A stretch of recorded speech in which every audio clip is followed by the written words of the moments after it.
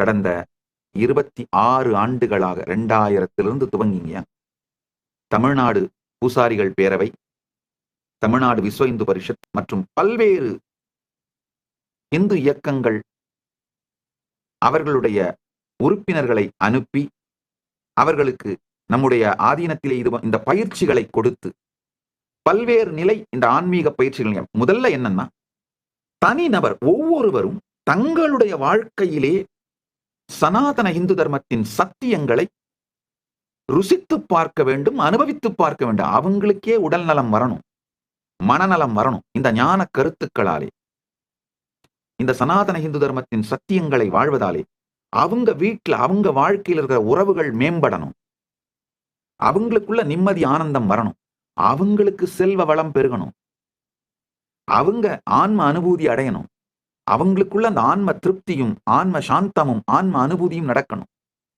இதை அவர்களுக்கு அனுபூதியாக கொடுத்து அந்த அனுபூதியை அவர்கள் அடைந்த பின்னால் அதை மற்றவர்களுக்கு அளிக்கின்ற பயிற்சியும் கொடுத்து